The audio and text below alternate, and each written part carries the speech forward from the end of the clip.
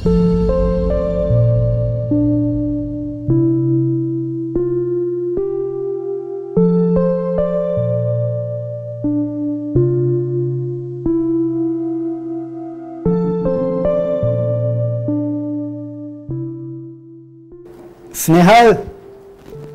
स्नेहल।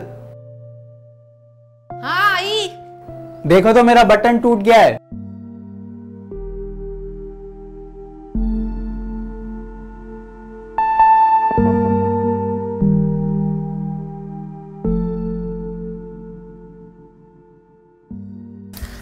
लो कहाँ पे है?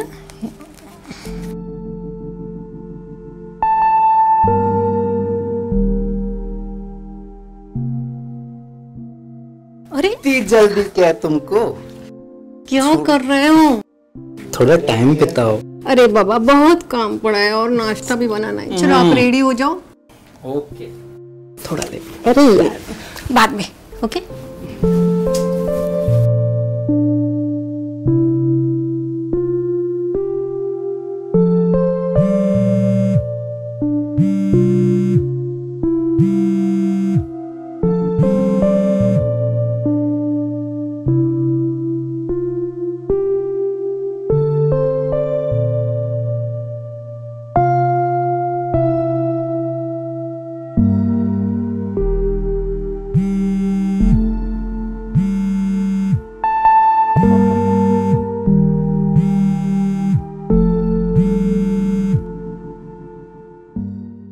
किसका फोन है? अरे कुछ नहीं, वो पुरानी दोस्त का फोन है। पक्का? हाँ छोड़ो, bye. Bye bye, see you.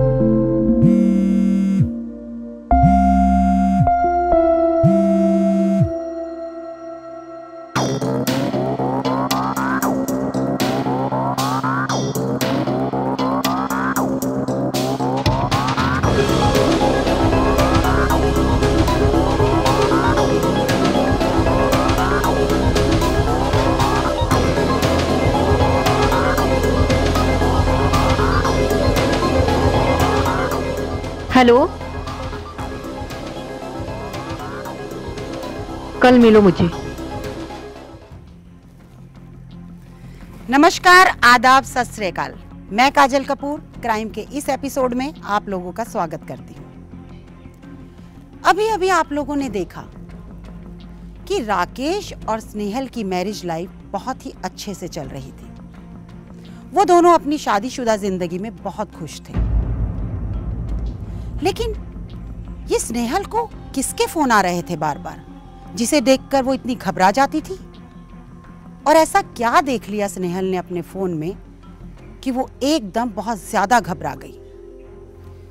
क्या स्नेहल की जिंदगी की कुछ ऐसी सच्चाई थी जिसे वो अपने पति राकेश से छुपाना चाहती थी, या फिर कुछ और बात थी? इस कहानी को जानने के लिए चलिए कुछ समय पीछे चलते हैं।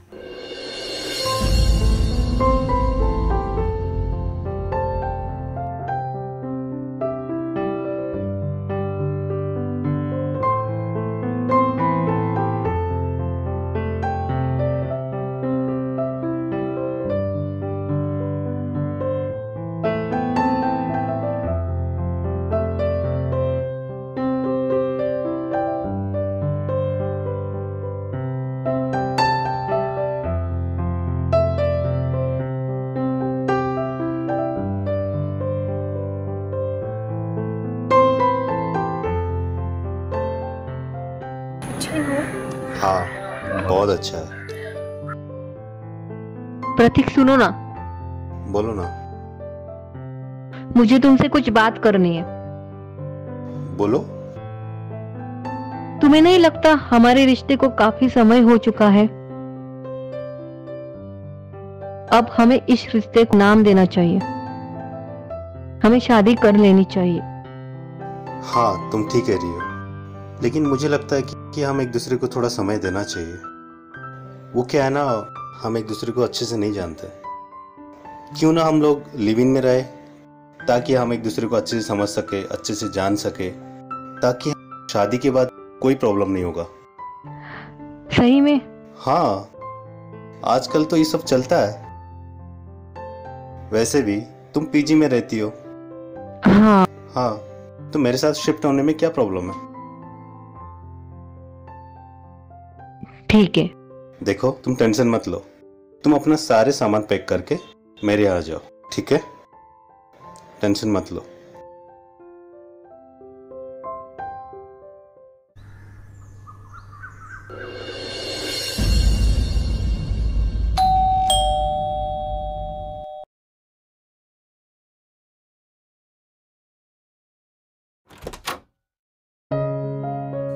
अरे, तुम आ गई हो।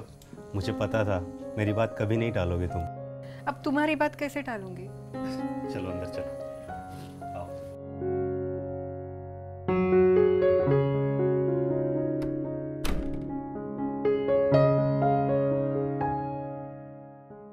आओ ना।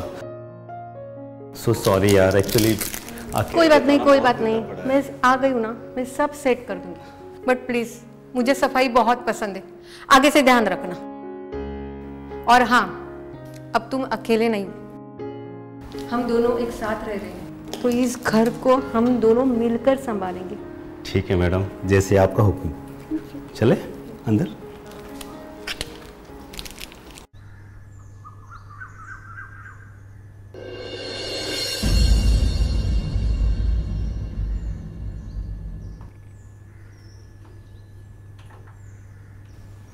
प्रतीक, प्रतीक, प्रतीक, उठो, ऑफिस नहीं जाना है।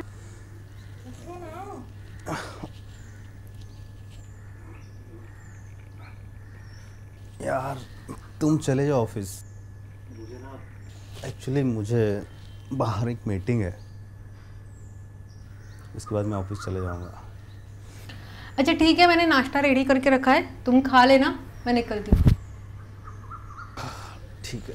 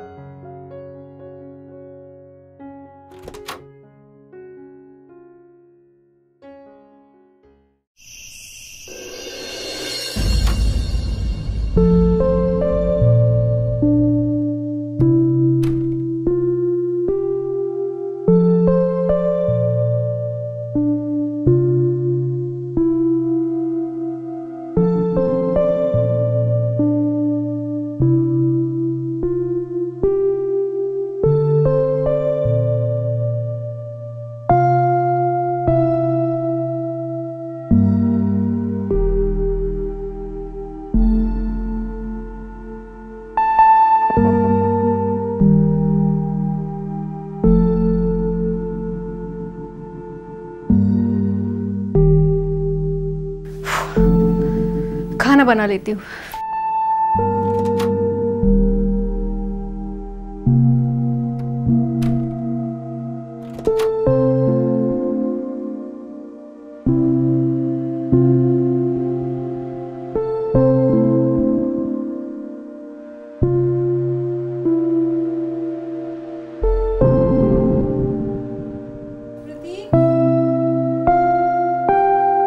प्रतीक, खाना लगा दूं? नहीं यार, मुझे भूख नहीं है। अरे मुझे सोना है, ये लाइट बंद करो ना।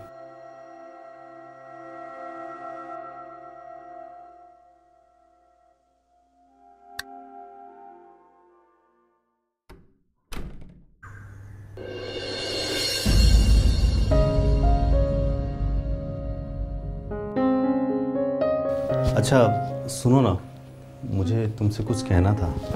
हाँ कहो ना। वो क्या है ना, इस बार का रेंट तुम दे दोगी, मैं लौटा दूंगा।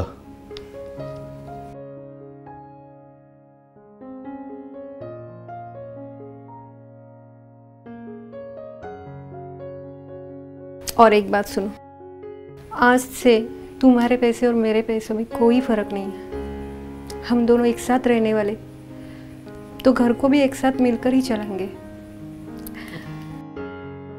शादी के बाद तो सब करना ही है, तो अभी से क्यों नहीं? ठीक है, thank you.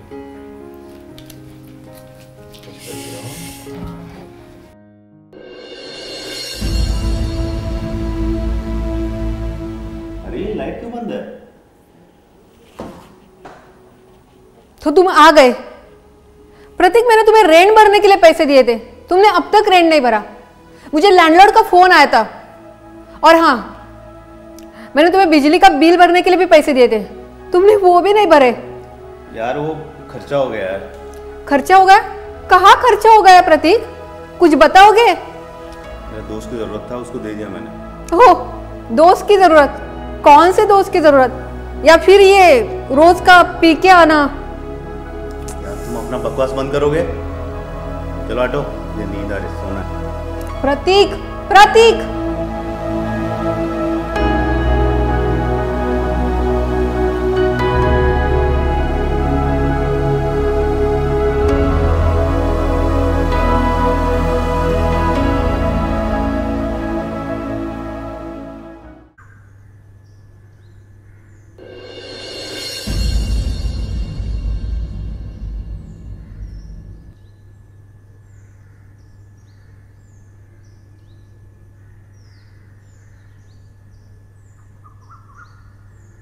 Snehal, Snehal,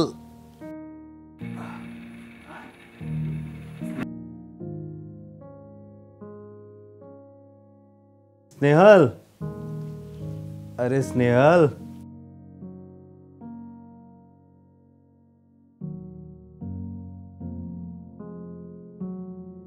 Snehal,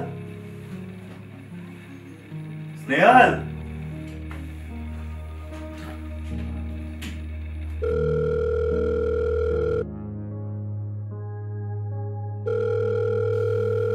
phone क्यों नहीं उठा रही है?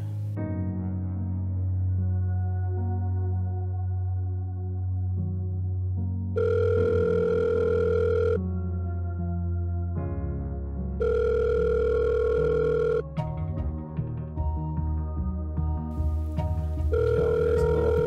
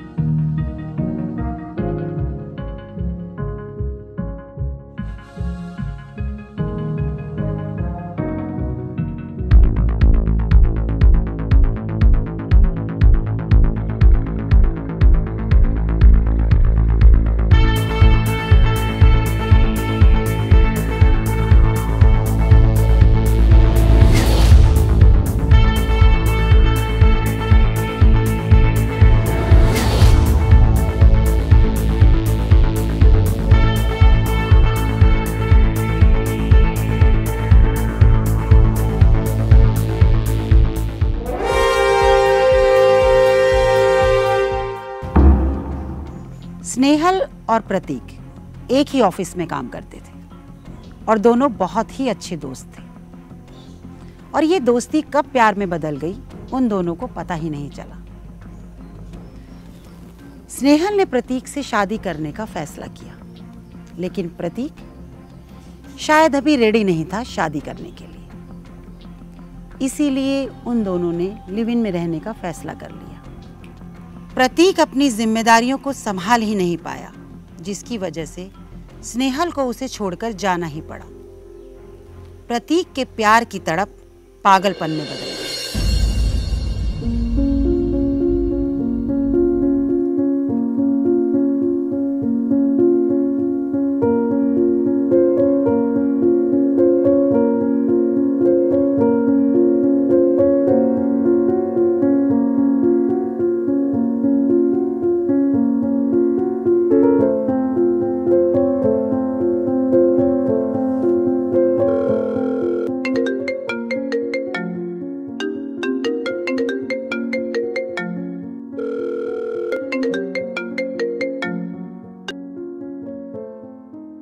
हेलो हेलो स्नेहल,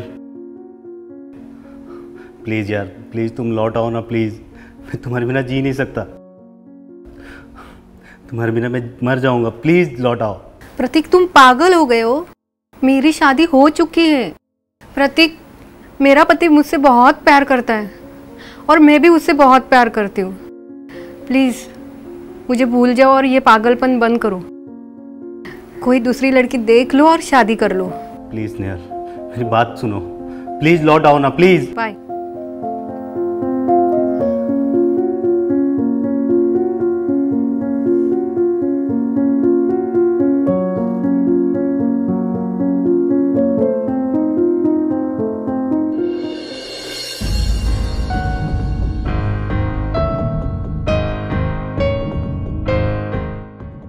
प्रतीक, अरे तुम आ गई? मैं जानता था तुम मेरे लिए ज़रूर आओगी, अपने पति को छोड़कर। मैं तुमसे बहुत प्यार करता हूँ। अब मुझे ये भी पता है कि तुम मुझसे उतना ही प्यार करती हो। प्रतीक, ना मैंने अपने पति को छोड़ा है और ना ही कभी छोड़ूंगी। मैं अपने पति से बहुत प्यार करती हूँ और वो भी मुझसे बहुत प्यार करते हैं। प्रतीक, छोड़ो अपना पागलपन। एक अच्छी सी लड़की ढूंढ के शादी कर लो। भूल जाओ मुझे। भूल जाओ? ऐसे कैसे भूल जाओ? हाँ, अगर तुम्हारा पति मेरे रास्ते में आएगा ना, मैं उसका भी मर्डर कर लूंगा। प्रतीक, तुम मेरे पति को कुछ नहीं करोगे। अगर तुमने मेरे पति को कुछ करने की कोशिश की ना, तो मैं ये भूल जाऊंगी कि मैंने कभी तुमसे प्यार किया था। अच्छा, दूर रहो, मैं दूर रहो। प्रतीक, छोड़ो मुझे। खबरदार मेरी बीवी को हाथ लगाए तो।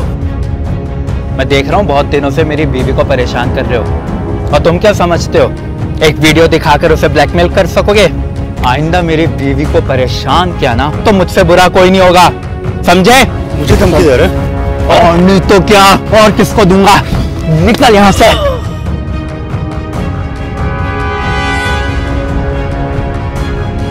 अरे ये सब क्या हुआ? क्या किया आपने?